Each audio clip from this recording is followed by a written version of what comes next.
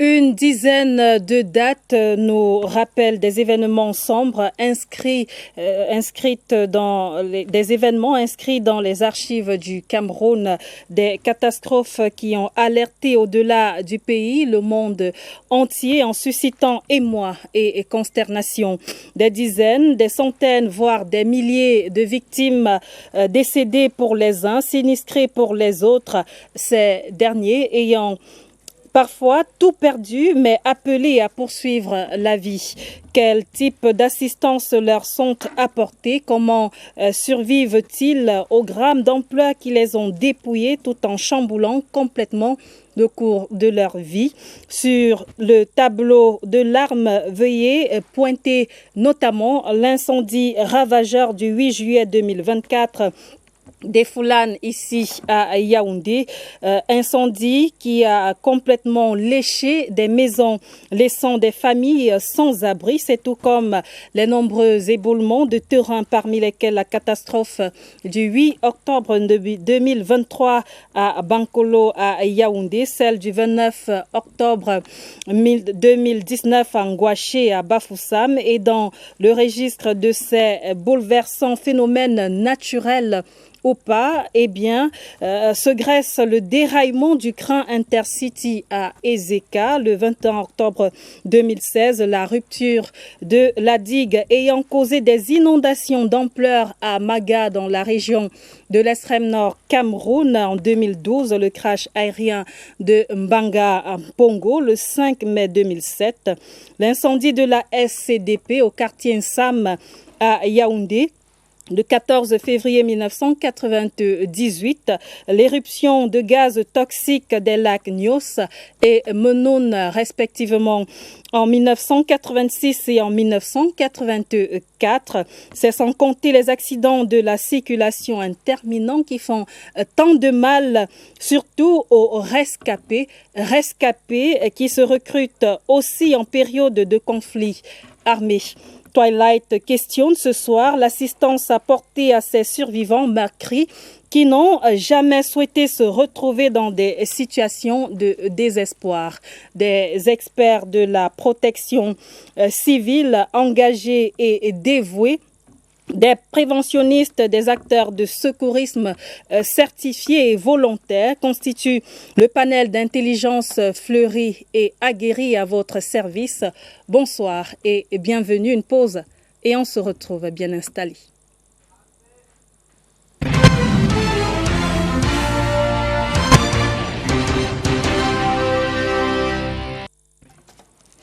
Jean Moran Mbaga, chef cellule de communication de l'arrondissement de Yaoundé 2e, est des nôtres, tout comme le lieutenant-colonel Liona Ntundu. Il est le commandant du 10e groupement des sapeurs-pompiers. Bonsoir et bienvenue. Bonsoir madame. À vos côtés, notamment comme panéliste sur le plateau de Twilight ce soir, le président de la Fédération nationale de la protection civile camerounaise, Léon Pong. Bonsoir et bienvenue. Madame, merci pour l'invitation. Vous êtes aux côtés notamment de Emmanuel Faya, qui est psychologue clinicien. Bonsoir et bienvenue. Bonsoir, merci. Je signale que sur ce plateau, notamment, on aura la contribution de Clément Atangana Ondigui, qui est ingénieur environnementaliste. On espère bien l'avoir au bout du fil d'un moment à l'autre. Je vous propose tout de suite de retourner sur cette catastrophe récente au quartier Efoulane, ici à Yaoundé, et ces victimes éplorées qui, tout simplement, sont encore à leur merci. Un décor de traumatisme. Sur les visages, le voile des lamentations cache péniblement les dégâts et la panique de la folle journée du lundi à Efoulane. Zéro, tout ça c'est brûlé. Il n'y a rien, même pas l'habit, même pas le caleçon. Je suis partie me coucher chez ma grande soeur. Les enfants, en tant que d'autres sont là-bas chez mon beau-frère là-bas en bas, d'autres sont partis se coucher chez ma soeur là-bas. La catastrophe d'ensemble. J'ai seulement pensé à la catastrophe d'ensemble, vraiment, ça me faisait vraiment peur. Au moins, 5 maisons d'habitation et des petits commerces réduits en cendres. Pour les curieux et les témoins, les images d'hier peinent à quitter les pensées. Quand ça a commencé aux environs de 15 heures, là, on voyait comment les flammes montaient. Tu ne pouvais même pas sortir parce qu'il y avait un monde fou là. La tête me fait mal. C'est maintenant que j'ai commencé. C'est pourquoi j'ai appelé les enfants d'aller m'acheter les paras. Ces agents du ministère de la Santé assurent la prise en charge psychologique. On fait l'évaluation de stress péritraumatique, donc le stress pendant le traumatisme. On est en train d'évaluer les victimes. On va partir avec nos fiches, on va les dépouiller. On verra selon les noms et les contacts qui est atteint à quel degré. Et puis on va continuer les accompagnements, soit à domicile, soit sur rendez-vous. La société en charge de l'électricité tente de rétablir la connexion, rassurée d'un risque de résurgence quasi nul. Retour sur ce plateau pour le débat à présent. Eh bien, chers messieurs, que vous suggèrent ces images de Gram, celui-ci notamment et les autres? Lieutenant-colonel.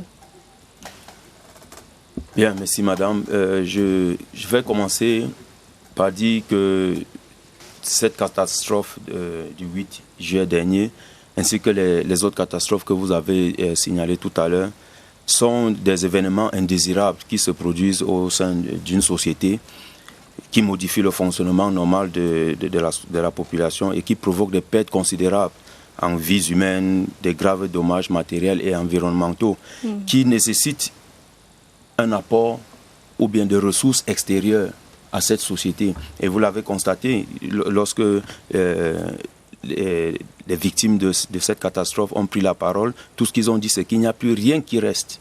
Donc ça veut dire que lorsqu'il y a une catastrophe, il y a énormément de choses qui arrivent, qui modifient le fonctionnement de la société et surtout de manière négative. Donc au quotidien, il y a des accidents domestiques qui arrivent, mais lorsque la situation prend de l'ampleur, on parle de catastrophe et c'est à ce niveau qu'on va avoir besoin de ressources extérieures. Donc, nous ne pouvons pas déjà commencer à parler de catastrophes s'il n'y a pas de dégâts matériels énormes, s'il n'y a pas une modification du fonctionnement normal de la société. Donc, voilà. je commencerai déjà par la clarification de ce concept de catastrophe avant de poursuivre le reste du débat. Léon Poum, président de la Fédération nationale de la protection civile camerounaise, ces images et bien d'autres que vous suggèrent-elles? Merci madame. En dehors des images, il faut déjà dire que vous venez de faire un funeste bilan de différentes situations bien lourdes qui ont impacté la vie sociale au Cameroun. Je vais me faire un devoir de mémoire en m'inclinant sur la mémoire de toutes ces victimes, parce qu'il y en a suffisamment eu pour avoir une pensée pieuse pour elles. Ceci dit, ces images sont essentiellement désolantes. C'est des situations regrettables. On a bien tendance à dire chaque fois, plus jamais que cela arrive, mais chaque fois il arrive toujours quelque chose. Et quand nous parlerons tout à l'heure des sinistrés, j'aurai beau jeu de pouvoir insister sur le fait que le sinistré devrait d'abord être pris au niveau initial, parce que nous tous, nous sommes essentiellement de potentielles victimes. Et j'insisterai sur la prévention et la sensibilisation pour que nous puissions avoir la main dans l'action, atteindre le maximum de population possible, l'impact humain nécessaire dans nos actions pour que plus sensibilisés, plus imprégnés et surtout mieux formés, notre population puisse faire face à ces cas qui arrivent assez souvent malheureusement. Emmanuel Faya. Ces catastrophes sont vraiment des événements très déplorables et malheureusement, elles font généralement partie des aléas de la vie. Oui, à des moments donnés, il est possible que les uns et les autres, dans une certaine mesure, puissent subir des catastrophes. Ce sont des choses qui arrivent et ces personnes ces sinistrés vivent vraiment une situation pas facile. C'est vraiment une charge mentale assez grave pour beaucoup et ils ont vraiment besoin de réconfort et de soutien dans tous ces moments de détresse, dans toutes ces tribulations entre guillemets qu'ils traversent. C'est vraiment déplorable. Jean Moran Baga, chef de la cellule de communication de la commune d'arrondissement de Yaoundé 2e. Bienvenue sur ce plateau, bonsoir. Bonsoir, merci. Alors, vous avez quand même pris en cours ce reportage d'Isaac Dimaïsou qui revient sur la souffrance des sinistrés de la catastrophe des Foulanes du 8 juillet dernier. Que vos sujets tels comme analyse cette catastrophe-là et bien d'autres événements grammatiques qu'a connu le Cameroun? Alors, vous savez, lorsque vous avez fait partie ou lorsque vous avez connu une catastrophe, cela ne peut que vous rappeler des souvenirs douloureux. Ce sont des images avec lesquelles vous vivez au quotidien. Vous revoyez chaque temps, à tout moment, ces personnes qui crient. Vous voyez comment autour de vous, ceux qui sont à la tête, ceux qui ont des responsabilités, perdent le sommeil parce qu'il faut absolument trouver des solutions pour pouvoir venir en aide à tous ces sinistrés. Imaginez-vous, lorsque vous êtes appelé à accompagner, parce que lorsque vous occupez un poste comme le nôtre, vous devez être au cœur de l'action et par conséquent, vous devez être avec le dirigeant, le responsable de la municipalité, qui est le maire d'ailleurs.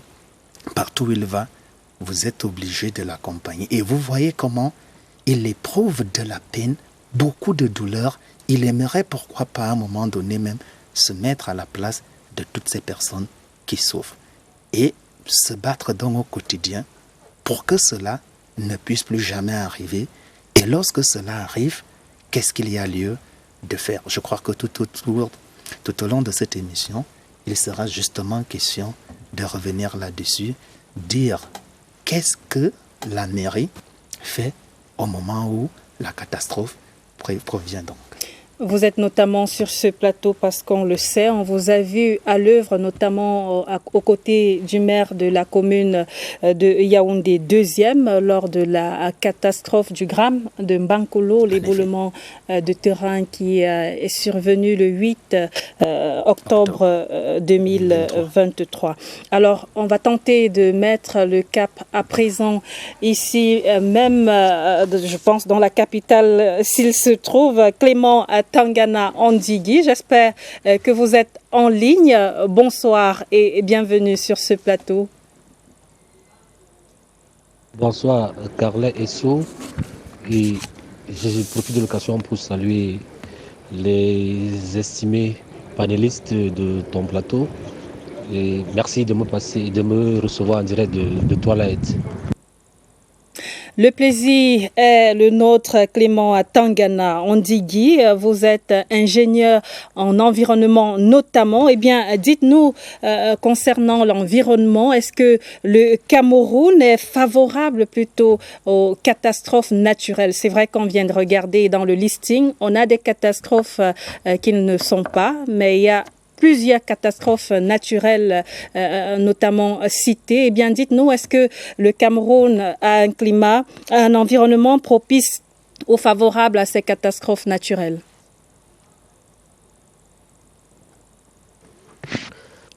Oui, Carlin, du point de vue de notre environnement, on peut dire en quelques mots que l'environnement du Cameroun est favorable au risque de catastrophes naturelles vu son relief. Vous voyez, dans la région de l'extrême nord, par exemple, les populations sont les potentielles menaces de catastrophes naturelles qui peuvent survenir de ce côté-là sont des inondations vu à leur relief qui est relativement plat.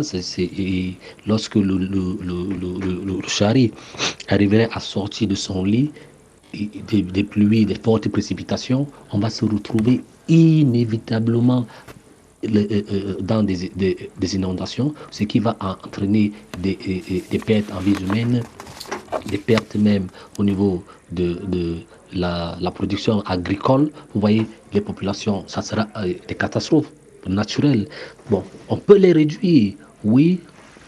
On peut les réduire de ce côté-là également. Vous voyez, on va revenir sur les zones côtières du Cameroun qui sont également sous la menace d'un éventuel tsunami.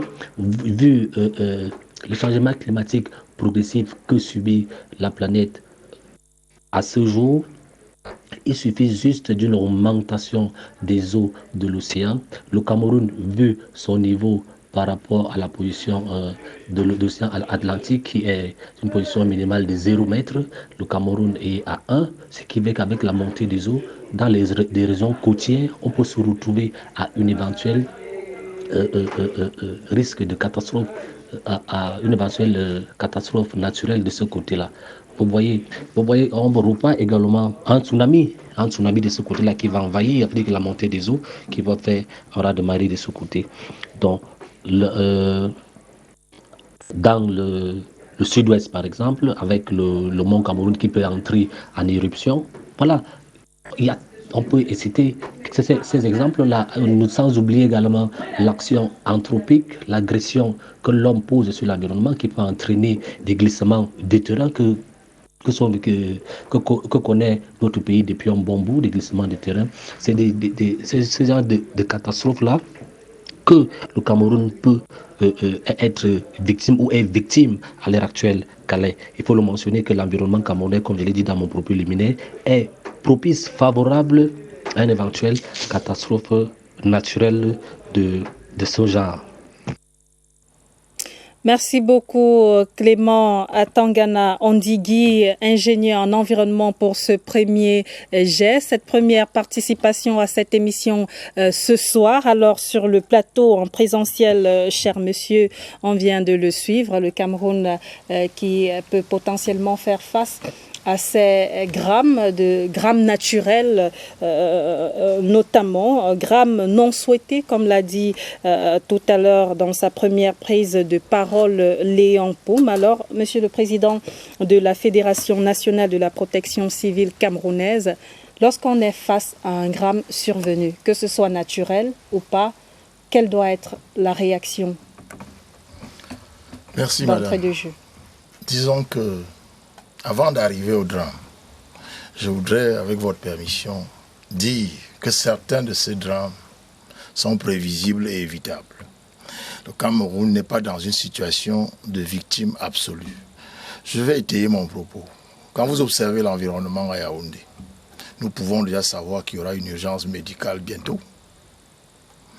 Quand vous allez dans la Damawa et que vous voyez le mont de la Damawa avec des pierres qui y sont accrochées, et qu'en dessous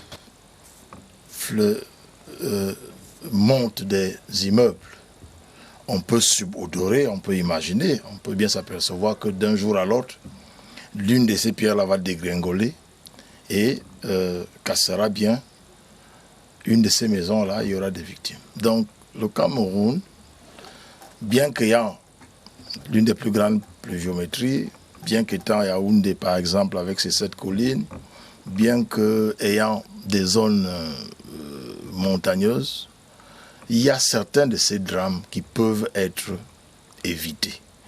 Et je l'ai dit dans mon premier propos, il est question pour nous de prendre en main la formation des populations. On va y arriver sur le plan côté solution notamment, mais dites-nous, lorsqu'on est face à un gramme, quelle doit être la première réaction? La première réaction pour les services compétents, c'est l'alerte. On a l'information. On lance l'alerte selon la première personne ou le premier service qui est informé. L'alerte vers les services qui concourent pour la résolution du problème. L'alerte même vers les populations qui elles-mêmes peuvent ne pas toutes savoir qu'il y a un problème.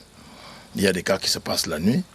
Et dès qu'on est dans l'alerte, il y a la mobilisation des acteurs qui sont intéressés. Vous les avez cités tout à l'heure. Et la descente sur le terrain, qui s'organise en coordination pour que chacun se retrouve dans son rôle selon qu'on est entre ceux qui interviennent, ceux qui soignent, ceux qui isolent les lieux.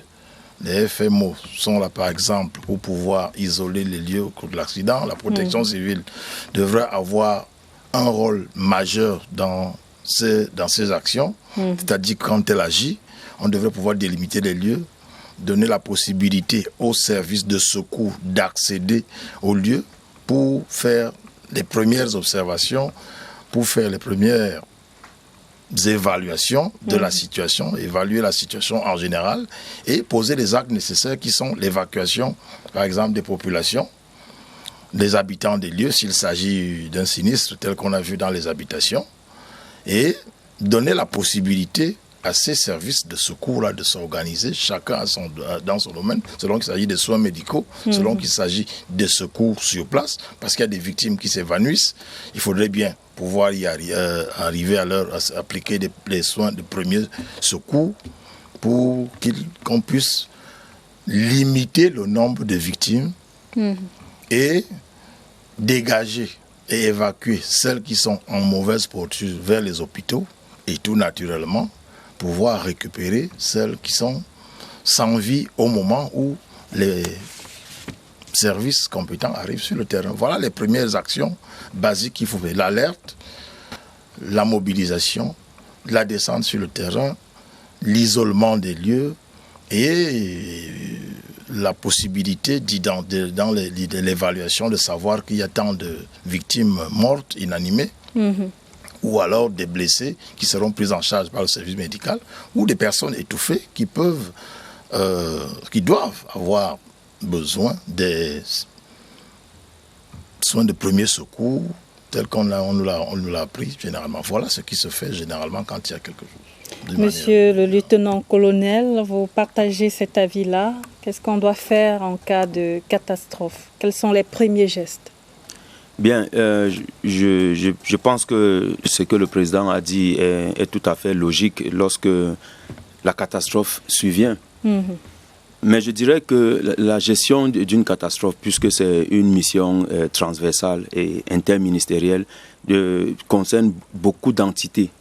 Et pour parler de la gestion d'une catastrophe, nous devons déjà savoir qu'il y a plusieurs phases dans la gestion d'une catastrophe. Et donc, si nous parlons de ce qu'il faut faire lorsque survient une catastrophe, c'est que nous sommes déjà dans la troisième phase de la gestion d'une catastrophe, c'est-à-dire la phase d'intervention, la réaction. Mais avant cette phase, il y a la prévention, il y a la préparation. Et puis après l'intervention, il y a donc ce qu'on appelle le redressement qui concerne l'évaluation, la reconstruction, le retour au calme. Mais concernant l'aspect intervention ou réaction, le président l'a si bien dit, la première des choses à faire, c'est l'alerte. Il faut donner l'alerte et donner les informations nécessaires, précises et concises sur l'événement, sur la catastrophe qui vient de survenir, parce que il serait vraiment maladroit d'alerter le secours et de parler d'un accident de la circulation alors qu'il s'agit d'une situation d'éboulement ou bien d'effondrement d'un immeuble. Et donc, lorsqu'on a donné l'alerte, les secours qui arrivent sur les lieux prennent les mesures, soit les mesures d'évacuation ou les mesures de confinement, conformément à la situation présente sur le terrain. Parce que s'il s'agit d'une situation, par exemple, d'un écoulement d'un produit toxique, où l'évacuation va plutôt amener les populations à entrer en contact avec le produit chimique. Donc, il serait plutôt important de confiner les personnes. Donc, les premières mesures à prendre lorsque les secours vont arriver sur le terrain, c'est soit l'évacuation ou le confinement. Et ensuite, ils vont engager les mesures de recherche. Donc, tout ce que je suis en train de dire là, ce sont des mesures d'intervention. Mais je voudrais encore souligner que la gestion d'une catastrophe ne repose pas uniquement sur la réaction, ne repose pas sur l'intervention. Il y a beaucoup de choses qu'il faut faire en amont pour déjà atténuer les effets d'une catastrophe ou alors de prévenir. Et si on ne peut pas, parce qu'il n'y a pas de risque zéro, on se prépare à faire face à une intervention. Donc, lorsque on a fini ces deux premières phases et que finalement la catastrophe survient, on va donc intervenir. Et là, maintenant, on va dérouler toutes ces différentes mesures à prendre en compte. Vous avez parlé de donner l'alerte, notamment. Qui doit le faire? Alors, celui qui donne l'alerte ou celle qui donne l'alerte, c'est les premières personnes qui assistent à l'événement indésirable. Donc, toute personne dans la population, dans la société peut donner l'alerte. Alors maintenant, ce qui est important de dire... donner l'alerte, voilà, c'est justement là où je voulais chuter. Ce qui est important de savoir, c'est de pouvoir donner, de savoir à qui donner l'alerte. Par exemple, s'il y a une situation d'éboulement, comme nous avons cité pour le cas du 8 octobre 2023, il est important d'appeler le 118 où on va voir les sapeurs-pompiers. Et lorsqu'on appelle les sapeurs-pompiers, on donne l'événement dont on a en face. Et ensuite, on dit ce qu'on a fait ou ce qu'on n'a pas pu faire, mais qu'on voudrait bien faire.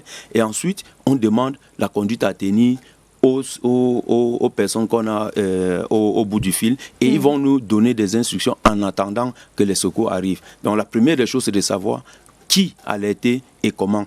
Appeler les sapeurs-pompiers au 118, c'est déjà le premier pas dans l'alerte. Mais concernant cet appel-là, lieutenant-colonel, sans toutefois vous vexer, il se dit que ce téléphone sonnerait à longueur de journée sans que vous ne puissiez décrocher.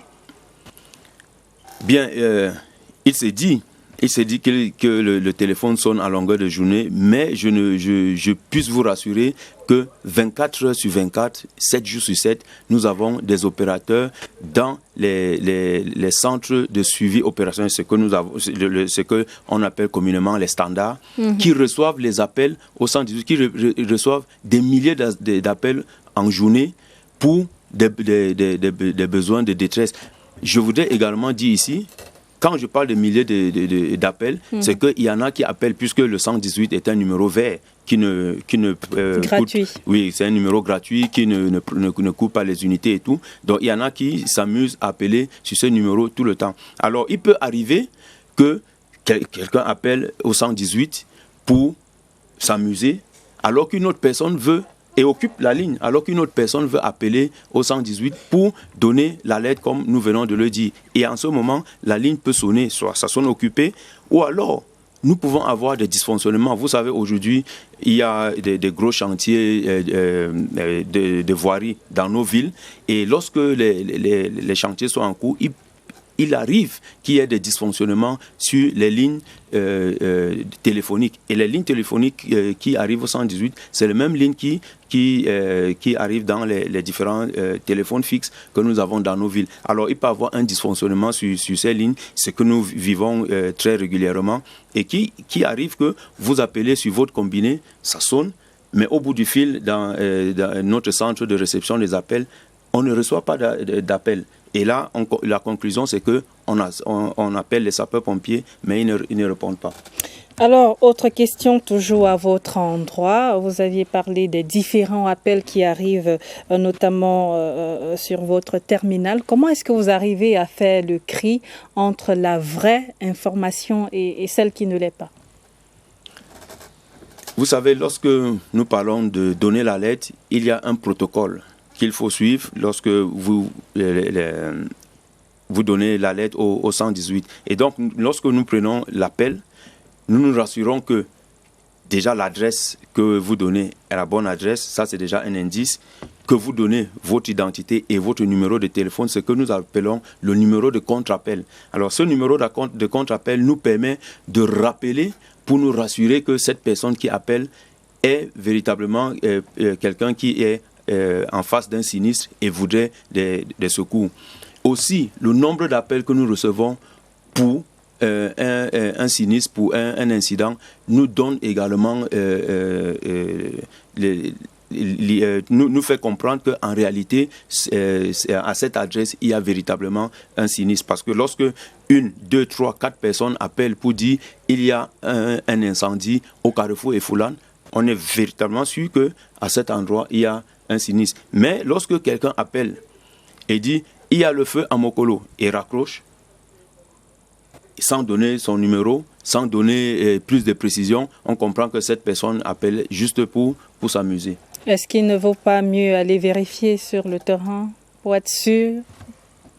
Là, c'est encore un autre problème parce que s'il faut dépêcher les secours à chaque fois pour aller vérifier sur le terrain, ce serait un peu fastidieux parce que vous imaginez-vous lorsque quelqu'un appelle pour si quelqu'un dit par exemple qu'il y a un accident de la circulation, je vais prendre un exemple à Boumiébel, et qu'il faut aller envoyer le secours à Boumiébel, vérifier avant de revenir pour se rendre compte que c'était une fausse alerte, c'est un peu pénible parce qu'entre-temps, il peut donc avoir un autre accident de la circulation ou une autre situation de personnes malades dans un autre quartier un peu plus proche où les secours devaient aller. Donc le mieux, c'est d'attendre 1 ou 2 appels avant d'envoyer le secours. Rassurez-nous, vous êtes partout sur le territoire, le triangle national. Je vais dire qu'à ce jour, nous, le Corps national de sapeurs-pompiers couvre les 10 régions administratives du Cameroun, mais le maillage du territoire n'est pas dense, il est faible. Et le but aujourd'hui du Corps national de sapeurs-pompiers, c'est de pouvoir densifier la couverture du territoire. On va justement revenir à vous juste après, notamment Jean Moran Mbarga, lui, chef cellule de la communication de la mairie de Yaoundé 2. Vous, notamment, qui avez été sur le terrain très récemment, il y a moins d'1 an, du côté de Mbankolo. Comment est-ce que vous avez réagi à la vue de ce sinistre-là? Alors, il ne serait peut-être pas inutile de rappeler également que avant la survenue d'un incident ou d'une catastrophe, il y a une première étape et un travail de fond qui est fait au quotidien sur le terrain. C'est-à-dire le maire et son équipe, accompagnés des services techniques, services de la police municipale, les services d'hygiène, passent sur le terrain pour sensibiliser, où on passe également le temps à faire des contrôles de permis de bâtir. Il est important de le souligner pour dire à ceux qui occupent des endroits à risque qu'attention, à tout moment pourrait survenir une catastrophe dans la zone, comme d'ailleurs le président le signalait tout à l'heure. Maintenant, lorsque la catastrophe est arrivée, nous avons dans les différents quartiers de la municipalité les comités de développement local, entendez par là les comités de quartier qui sont installés. Le maire aussitôt alerté et allé sur le terrain accompagner toujours des équipes de la police municipale, des équipes des services techniques et d'hygiène pour donner un coup de main, assister les équipes de secours qui étaient en train de sauver des vies. Donc voilà la première chose, la présence sur le terrain. Il faut d'ailleurs rappeler que cela s'est passé en début, c'était dans la nuit. Et automatiquement, il est allé. Pendant que ces équipes sont en train de donner un coup de main aux secouristes pour pouvoir sauver des vies, pour pouvoir les accompagner dans les recherches, dans les décombres, il faut également souligner qu'il y a, avec le concours du gouvernement, une équipe, un état-major qui a été mis sur pied tout de suite parce qu'il fallait trouver une solution pour pouvoir trouver un local aux sinistrés. Vous savez, à ce niveau, psychologiquement, lorsqu'on a perdu des vies, on a tout perdu également. Il est difficile de pouvoir se ressaisir parce qu'on se demande si la vie en elle-même en valait encore la peine. Vous faites la passe notamment au psychologue clinicien qui est sur ce plateau, Emmanuel Faya. Quel doit être le rôle du psychologue face à un sinistre, face à un drame? Alors, les interventions psychologiques sont à plusieurs niveaux. Déjà, pour revenir un peu au niveau de l'alerte, il y a une ligne verte au Cameroun, le 1510, qui est cette ligne d'assistance psychologique nationale qu'on peut appeler. Et au bout du fil, on aura quelqu'un qui va nous enregistrer pour un suivi ultérieur. Mais maintenant, lorsque survient une catastrophe, il y a des interventions à plusieurs niveaux. Déjà, d'entrée de jeu, les toutes premières interventions, les premiers secours psychologiques, permettent donc de pouvoir identifier quelles sont les personnes qui sont les plus touchées, quelles sont les personnes qui sont directement impactées par l'incident. Et on enregistre donc ces personnes. Et par la suite, il y a un léger soutien psychosocial qui est mis en place, qui permet donc de pouvoir contacter les différentes familles, les associations, pour voir quelle famille est touchée, laquelle n'est pas. Et ça, ce sont les toutes premières. Quels sont les besoins immédiats de ces personnes en termes d'eau et autres. Tout ceci participe au premier secours psychologique que tout le monde d'ailleurs peut envoyer la main et la patte pour pouvoir soutenir. Mais maintenant, il y a un autre volet très important qui est le débriefing psychologique. Ça, c'est une activité professionnelle. Donc, il permet donc de pouvoir évaluer chaque personne qui est sinistrée et de voir quelles sont leurs potentialités de développer plus tard des troubles. Oui, ce qui fait donc qu'on peut faire passer des tests à ces personnes, comme on a suivi tout à l'heure dans le journal, des tests péri-post-traumatiques qui permettent de savoir est-ce que la personne-ci peut facilement développer un trouble par rapport à d'autres. On les enregistre donc sur ce répertoire pour que plus tard, on puisse, n'est-ce pas, avoir déjà des schémas, des idées, n'est-ce pas, sur les éventuels troubles que ces personnes peuvent développer. Donc, on est là au deuxième niveau d'intervention, avec un débriefing psychologique. Mais généralement, la catastrophe est passée, mais plus tard, les répercussions persistent et les troubles maintenant se développent. C'est à ce niveau donc qu'il faut une autre intervention, qui est une prise en charge psychologique proprement dite, de façon continue, pour pouvoir aider mieux ces personnes. Donc, comme je dis, d'entrée de jeu, il y a les premiers secours psychologiques. On enregistre les victimes avec un soutien psychosocial, les familles qui sont touchées, appelées ici à gauche, à droite pour le regroupement des familles, pour qu'ils puissent se consolider entre eux.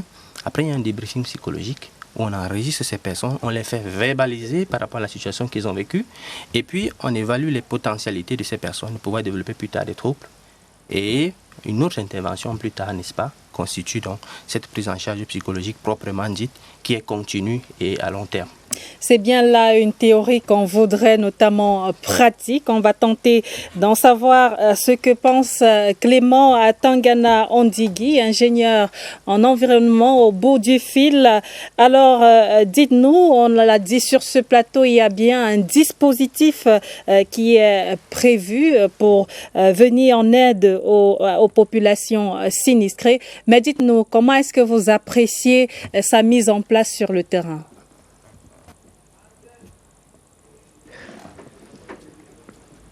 C'est vrai, il existe des dispositifs mis en place pour venir au secours des populations sinistrées. En cas d'inondation dans la région d'extrême nord, nous avons vu la diligence avec laquelle le gouvernement s'est mis pour secourir, pour prêter main forte aux populations sinistrées. Nous avons vu récemment lors des glissements des terres de Mbankulu, j'avais vu ce que le Cameroun a fait, ce qui montre à suffisance que la DPC, la Direction de la protection civile, mène des actions sur le terrain avec les autres structures qui les accompagnent, par exemple le corps des sapeurs-pompiers, la Croix-Rouge camerounaise, qui mène à bien en synergie les actions. Mais il faut encourager cela, mais maintenant mettre en place une vraie politique de synergie d'action, à vulgariser, à éduquer, à sensibiliser les populations. Allez dire, vous ne pouvez pas, par exemple, construire ici parce que vous êtes sous une menace. Il faut vulgariser cela au travers des collectivités territoriales décentralisées, mener des actions même sur le terrain, déjà de faire des sensibilisations porte à porte, ce qui peut aider. On peut faire des sensibilisations porte à porte pour mener à bien ce processus de mise en place pour secourir des populations, ce qui aiderait à prévenir et préparer au maximum les populations en cas d'éventuelle catastrophe naturelle. Merci beaucoup pour cette autre intervention, Clément Atangana Ondigui. Alors, sur ce plateau, lieutenant-colonel, vous, je l'ai vu dans votre CV sur le site du ministère de la Défense du Cameroun notamment. Vous avez participé à de nombreux événements, dont à la gestion de nombreuses catastrophes, dont les incendies du marché Mbopi, du marché Congo, du marché Mbopi à Douala, ainsi que l'accident ferroviaire d'Ezeka. Dites-nous, comment se déploie le Corps national des sapeurs-pompiers en cas de catastrophe au Cameroun? Bien, je le disais encore... De manière pratique, on sort des théories pour la pratique. Oui, je le disais encore tantôt par rapport à la lettre, que lorsque nous sommes saisis au 118, le stationnaire au bout du fil qui reçoit l'appel sait exactement quel est le centre de secours le plus proche qui peut être déployé avant que les secours ne viennent après. Donc, la façon dont le corps national de sapeurs-pompiers se déploie sur le terrain, c'est que nous sommes quadrillés par région administrative. Donc, le corps national de sapeurs-pompiers, cette grande entité, est subdivisée en groupements. Et donc, les groupements épousent les régions administratives sur le terrain. Et donc, le 10e groupement que je commande aujourd'hui couvre les régions administratives du centre, du sud et de l'est. Et donc, lorsqu'il y a une situation de catastrophe au sein de ces 3 régions administratives, l'appel est reçu et puis les secours sont déployés sur le terrain. Ce qui veut dire que lorsque la catastrophe des Zeka que vous avez fait allusion tout à l'heure est survenue en 2016, les secours sont partis de Douala pour Ezeka parce que si vous vous souvenez de l'origine de cette catastrophe, c'est parce que la nationale numéro 3 avait eu une situation au niveau de Magna et la voie était interrompue. C'est pour cela que les gens s'étaient déportés vers le train. Donc les secours sont venus de Douala qui, lui, couvre les régions administratives du littoral et du sud-ouest. Et donc c'est comme ça que le corps national sapeurs-pompiers est déployé sur le terrain et ça fait que les sinistres sont adressés en fonction de la position des unités sur le terrain, parce qu'il y a des centres de secours, il y a les compagnies d'incendie et puis les groupements. Je parlais tout à l'heure du maillage du territoire. Ce qu'il faut comprendre, c'est que nous avons déjà le défi que nous avons aujourd'hui, c'est de pouvoir rapprocher les secours des populations parce que ce n'est pas toutes les unités administratives qui bénéficient des services du Corps national de sapeurs-pompiers. Je prends l'exemple de la région du centre, par exemple. La région du centre compte 10 départements, mais il n'y a que le département du Fundi qui a les services des sapeurs-pompiers. Ce qui veut dire que s'il y a une situation dans la Meufou et Afamba, qui est juste à côté, les secours doivent partir de Yaoundé, Pounfou ou Poussoa. S'il y a une situation dans le Nyon-Esso, les secours partent de Yaoundé. Vous voyez donc qu'il y a ce problème d'élongation et ça fait en sorte qu'il y a que nous n'avons pas la latitude de réduire les délais d'intervention. Raison pour laquelle, je vais le dire ici parce que ça se dit partout que les sapeurs-pompiers arrivent toujours en retard. Ce n'est pas parce que les sapeurs-pompiers veulent arriver en retard ou parce qu'ils traînent la patte, mais c'est juste à cause de ces élongations qui font en sorte que parcourir les distances pour atteindre les lieux des sinistres prend du temps parce que le maillage du territoire est faible. Alors, une fois sur le terrain, quelles sont vos actions? Qu'est-ce que vous faites concrètement? Une fois sur le terrain, en fonction du sinistre, je vous ai dit tout à l'heure qu'en fonction du sinistre, les actions sont menées par les secours sur le terrain en fonction des sinistres. Si c'est un incendie, les sapeurs-pompiers vont d'abord, dans un premier temps, procéder à l'évacuation du public, ce qui va faire en sorte que le public paniqué va quand même être rassuré. Donc, on procède à l'évacuation si c'est nécessaire. Et puis, on adresse la situation. Si c'est un incendie, d'abord commencer par empêcher l'incendie de se propager avant de le maîtriser et l'éteindre. S'il s'agit d'un accident de la circulation, la première des choses qu'il faut faire, c'est de baliser la zone. Et c'est en ce moment que nous allons avoir besoin des autres forces de maintien de l'ordre, c'est-à-dire police et gendarmerie, pour pouvoir mettre en place un périmètre de sécurité qui va permettre aux secouristes de pouvoir bien intervenir sans être perturbés par les badauds. Parce qu'il faut le dire, le gros problème que le Corps national de sapeurs-pompiers fait face lors des interventions, c'est le fait d'avoir les badauds sur le site, d'avoir tout le monde sur le site, et puis à la fin, on ne peut vraiment pas dérouler les opérations en bonne et due forme. Donc lorsque le Corps national de sapeurs-pompiers se déploie sur le terrain, vous voulez bien savoir concrètement ce que nous faisons.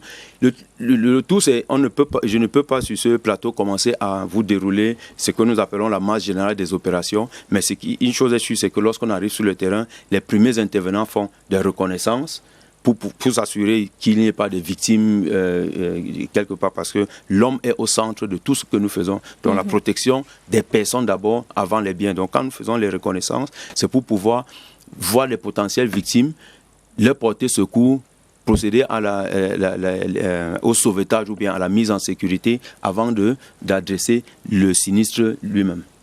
Alors, notamment dans ce secourisme-là sur le terrain, monsieur le chef de la cellule de communication de la commune d'arrondissement de Yaoundé 2e, Jean Morane Barga, on l'a vu en Bankolo lors du drame du 8 octobre 2023, la mairie qui s'est déployée pour porter assistance à ces sinistrés-là. Est-ce que c'était prévu, c'était déjà pensé dans vos missions, ou alors vous avez été surpris par le fait que ces populations se soient retrouvées sans abri et qu'il faille les recaser? Alors, il est important de rappeler que la mission première de la mairie, c'est l'amélioration du cadre et des conditions de vie des populations. Le sinistre ou la catastrophe, comment ça a été défini, c'est des événements qui arrivent de manière inattendue, donc on ne peut pas s'attendre à ce qu'il y ait forcément un sinistre à telle ou telle autre période. C'était pas attendu, mais lorsque c'est arrivé, je vous ai dit, après la première étape qui était d'être présent sur le site, la mairie, étant donné que le maire était également membre de l'état-major mis sur pied par le gouvernement, a donc recasé les sinistrés pendant plus de 3 mois, tout au long du processus. C'était au centre provisoire de recasement de Nkomkana. Et pendant qu'ils étaient recasés là-bas, vous pouvez bien l'imaginer, ces sinistrés ont été nourris par les soins, les fonds propres de la mairie. Toute une équipe a été mise à leur disposition, une équipe qui venait du service des affaires sociales et culturelles, parce qu'il fallait bien, après avoir enregistré tous les sinistrés, les suivre au quotidien pendant qu'ils sont nourris, savoir s'ils ont d'autres problèmes. Il y avait des élèves, parce qu'il faut rappeler quand même que la rentrée scolaire était encore, c'était le 2e trimestre, le premier ou le 2e qui était en cours. Et les élèves devaient... Le premier. Les élèves devaient rentrer, retrouver le chemin de l'école. Il était important de trouver des solutions, inscrire, permettre à ces enfants de retrouver le chemin de l'école, eux qui avaient tout perdu. Et la mairie a par la suite centré toutes les aides qui pouvaient venir de partout dans le monde entier. Parce qu'il y a eu un appel à solidarité et les aides arrivaient au niveau de la mairie qui étaient donc enregistrées par le service de la comptabilité matière pour que tout soit traçable et que toute opération se passe de manière transparente. C'est pour cela que durant toute la période, le maire, chaque matin et chaque soir, était au centre de recasement en Nkomkana pour se rassurer que tout le monde était pris aux petits soins, et lorsqu'il y avait des soucis en arrière, automatiquement, parce qu'il y en avait qui, d'ailleurs, on a eu face à un problème, l'épidémie de conjonctivite, il fallait automatiquement faire appel au centre de santé local pour pouvoir venir en aide et apporter des remèdes pour éradiquer ce phénomène-là. Donc vous comprenez que la mairie au quotidien a un rôle très important, je dirais même central, à jouer pour pouvoir amener ces sinistrés à retrouver une vie peut-être pas normale, mais une vie proprement dite. Alors vous allez nous donner les nouvelles de ces sinistrés-là. On aimerait bien savoir quelle est leur vie aujourd'hui, où est-ce qu'ils en sont, est-ce qu'ils sont toujours au centre de recasement de Nkomkana. Eh bien, ce sera après le journal de 19h. Mesdames, Messieurs, une pause et on se retrouve. Catastrophe au secours des sinistrés. Le débat de Twilight se poursuit ce soir. On aborde à présent la question de l'intervention et notamment des entraves à cette intervention-là. Eh bien, Léon Poum, président de la Fédération nationale de la protection civile camerounaise, vous êtes par ailleurs l'auteur de ce guide pratique pour la gestion des crises et des catastrophes. Alors, dites-nous.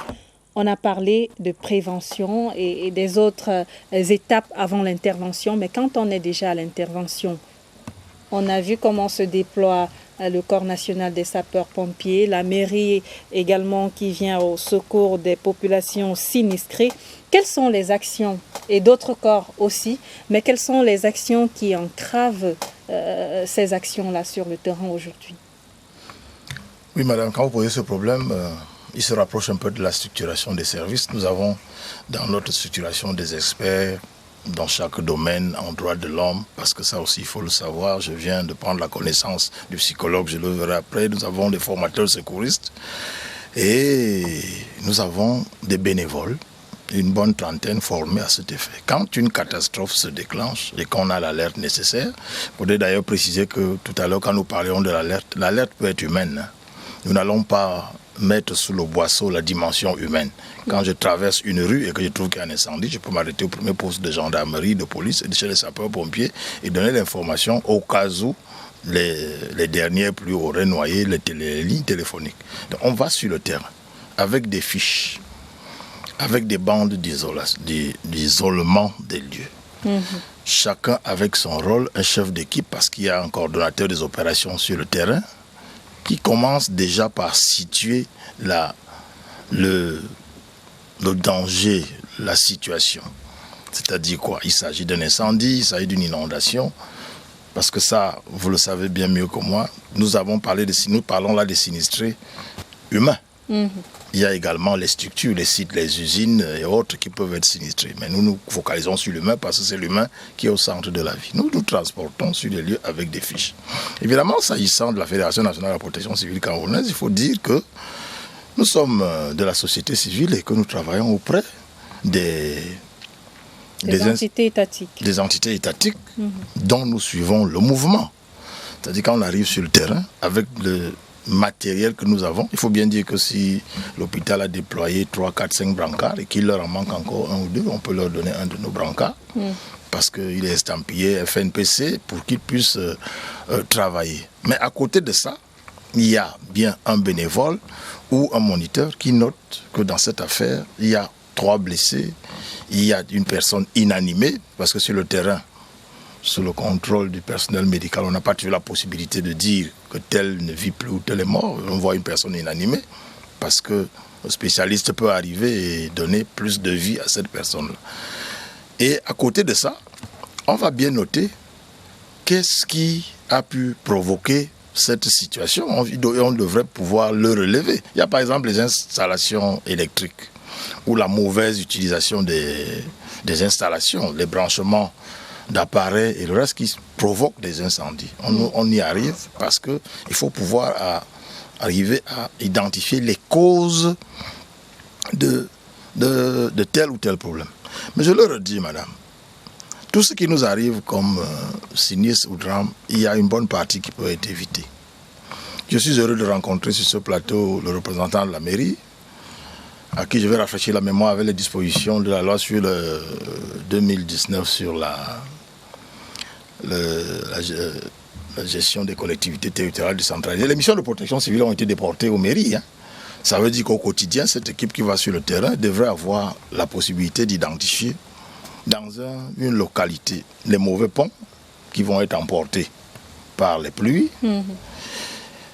On peut identifier ces courants électriques qui nous retrouvent sur le sol pendant que c'est estampillé partout. Ne touchez pas au courant même s'ils sont sur le sol. Ça fait des mesures d'identification des risques, qui peuvent également identifier les zones à risque. Il a par exemple parlé des plans de développement.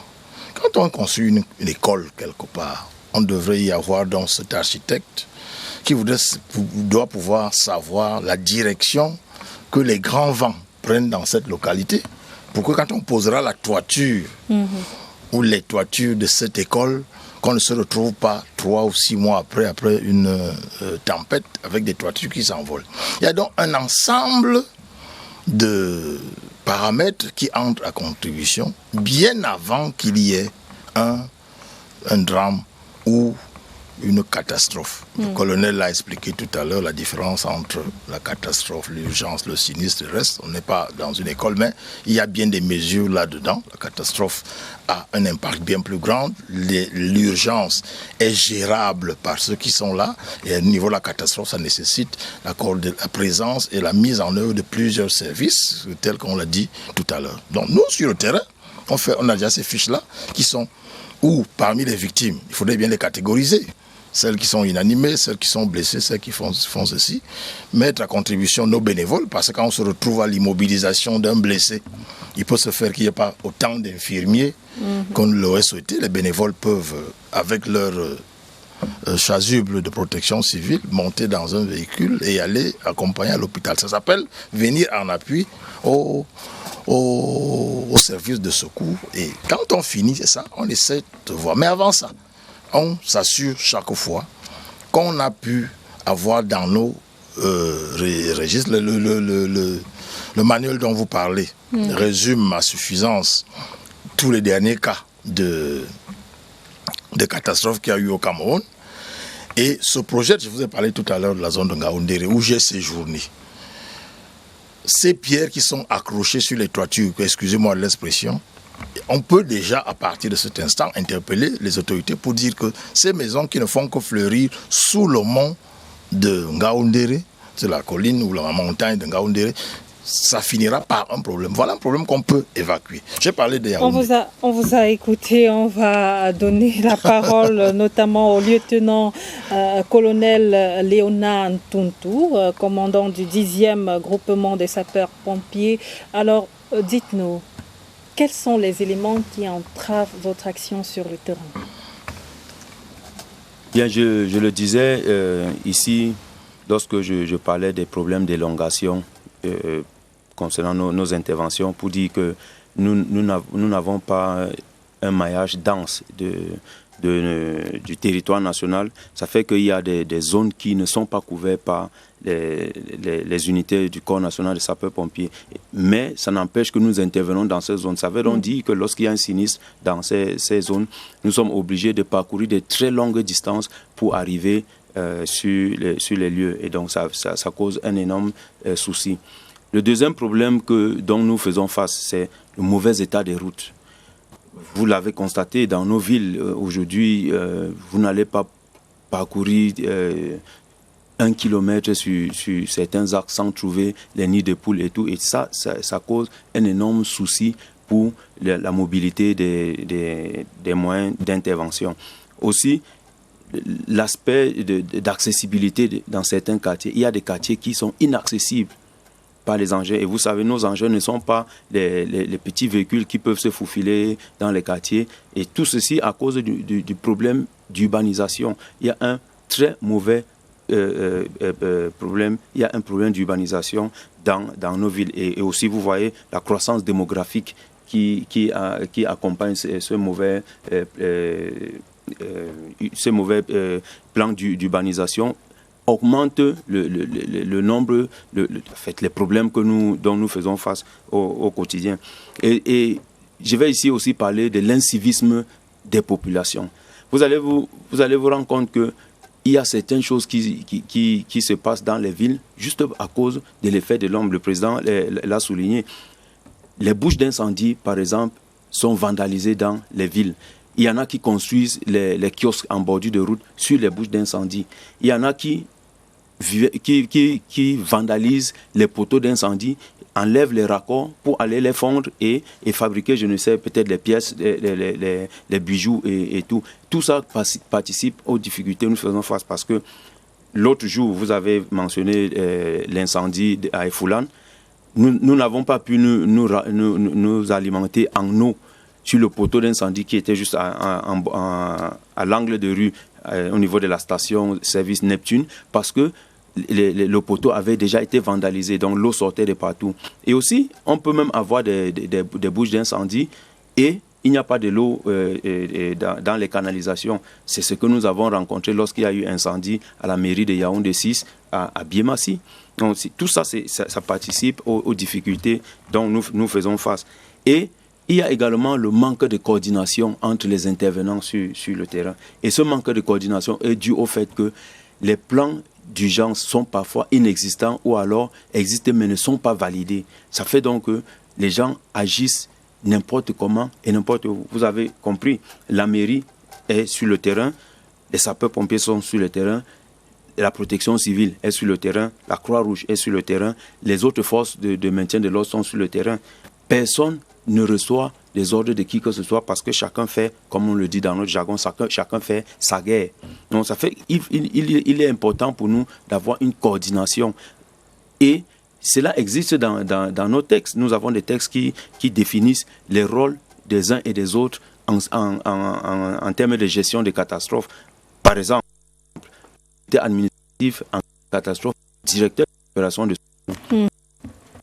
En fonction de la nature des catastrophes, nous avons soit un commandant des opérations de secours qui est le commandant du corps national des pompiers qui représente le terrain, ou alors peut-être le commandant du aussi, ça peut être d'une tâche ou d'un attentat terroriste. L'exemple nous permet de comprendre la nécessité d'avoir une coordination des différents intervenants parce que ça a un énorme dans la gestion des catastrophes. Alors, on poursuit sur le plan de prise en charge des sinistrés. On revient au monsieur de la communication, la commune arrondissement de Yaoundé 10e. Ensemble, les sinistrés de la catastrophe de Mbolo, autrefois recadrés à la mise du parti. Alors, avant de répondre à la question, je veux assurer le lieutenant-colonel en ce qui concerne Yaoundé 10e, le cheval de bataille, une amélioration d'aménagement, d'accès dans les différents quartiers de la municipalité pour justement prévenir et prévoir en cas d'urgence que les sapeurs-pompiers et toutes les autres équipes de secours puissent avoir accès. Oui, vous répondez à ma question, on n'a plus beaucoup de temps. Maintenant, en ce qui concerne les sinistrés de Mbankolo qui étaient recasés en Komkana, vous savez, après avoir reçu l'appui et la dotation spéciale du chef de l'État, son Excellence Paul Biya, pour l'inhumation des corps et surtout pour recaser les familles, ces derniers ont été répertoriés dans un fichier qui se retrouve à la mairie de Yaoundé 2e, où de temps en temps, les coups de fil sont passés par les équipes du service des affaires sociales et le maire lui-même les reçoit également au fur et à mesure. Il arrive que certains reviennent, peut-être pour donner des nouvelles, ou alors lorsqu'ils font face à certaines difficultés, reviennent les lui poser pour qu'elles soient prises en considération. C'est dit que ces sinistrés là ont quitté la maison du parti. Ils ne sont plus à la maison du parti, chacun a essayé de refaire sa vie quelque part, mais reste quand même suivi par les soins de la mairie de Yaoundé 2e. Pour sortir quand même, je voudrais dire au président que je m'attendais à ce qu'il énonce peut-être un article où le transfert de compétences et des ressources a été effectif au niveau des collectivités territoriales décentralisées concernant la protection civile, ou encore qu'il nous dise que la protection civile s'est rapprochée d'une commune d'arrondissement et a été refoulée. Malheureusement, je n'ai pas reçu cela, donc je considère que jusque-là, rien il est sur ce plateau et il vous répondra. Alors, Emmanuel Faya, psychologue clinicien, on voit bien que les sinistrés ont besoin d'aide, pas seulement pendant le déroulé, après le drame, juste après, mais aussi après. Exactement, mais aussi après. Puisque d'entrée de jeu, on fait, n'est-ce pas, un répertoire, n'est-ce pas, de toutes ces personnes-là et les potentielles personnes qui sont susceptibles de développer plus tard des pathologies. Ce qui fait donc que ces personnes-là, lorsque plus tard on évalue la situation et qu'on se rend compte qu'ils ont effectivement besoin d'aide et qu'ils ont développé un certain nombre de troubles, comme l'état de stress post-traumatique ou bien d'autres formes de troubles anxieux, ce qui fait donc qu'ils ont besoin de soutien.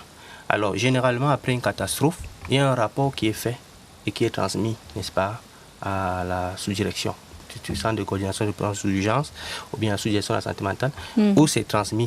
Et maintenant, avec des recommandations de prise en charge. Maintenant, tout ce qu'il y a à faire par la suite, c'est que on nous relance par rapport à ces choses. Sur le plan de la pratique, de la concrétisation de tout ce que vous dites, c'est souvent le cas, ça se fait? Généralement, le grand problème, il est financier.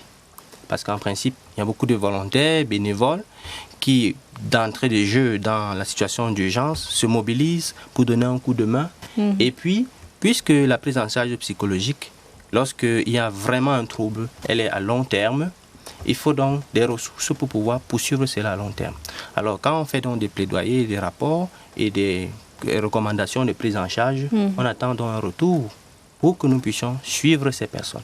Mais maintenant, parmi ces sinistrés, certaines personnes qui, quand même, ont des moyens, peuvent, n'est-ce pas, solliciter une aide avec les volontaires qui sont là sur le terrain pour que le suivi puisse être continu.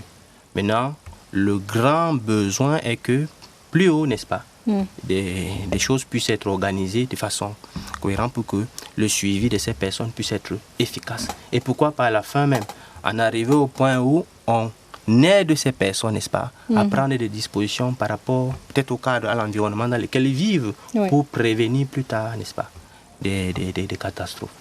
Alors, je vais tenter de joindre pour une dernière fois, notamment Clément Atangana Ondigui. Avec vous, en termes de solutions, vous préconisez la prévention. Comment est-ce que cela doit se traduire?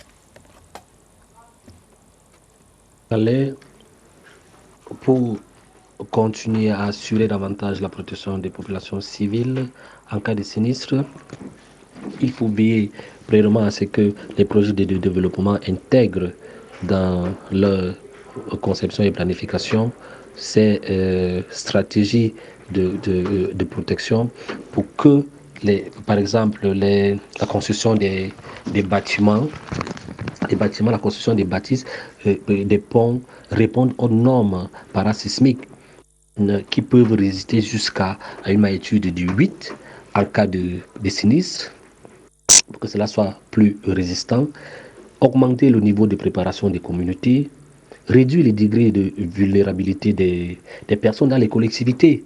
C'est-à-dire qu'il faut parler là, quand il faut dire par là pour amener des gens à les sensibiliser, éduquer des populations, c'est-à-dire pratiquer des essais d'alerte, d'évacuation des populations en cas d'alerte. Je l'ai vu une ou deux fois déjà, organisé par le Corps national des sapeurs-pompiers, avec, si je ne me trompe pas, avec la mairie de la ville.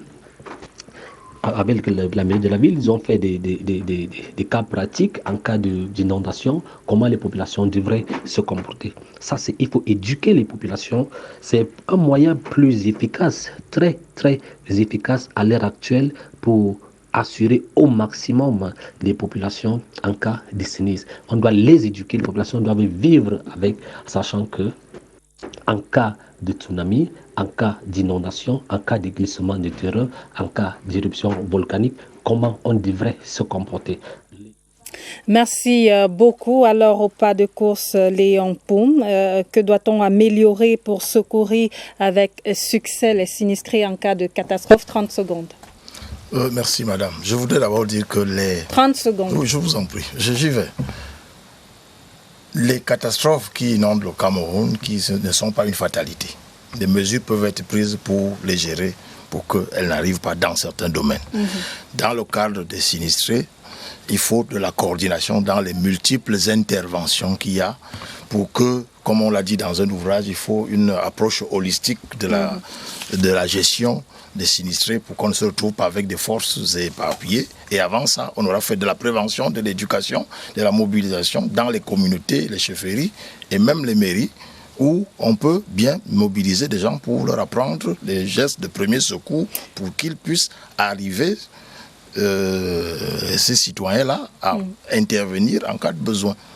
Merci beaucoup pour cette dernière intervention sur ce plateau de Twilight de ce vendredi 19 juillet 2024. Merci de nous avoir regardés. Merci à nos équipes techniques et rédactionnelles, à nos panélistes sur le plateau, également en ligne. C'était Twilight. Mesdames, Messieurs, nos programmes se poursuivent.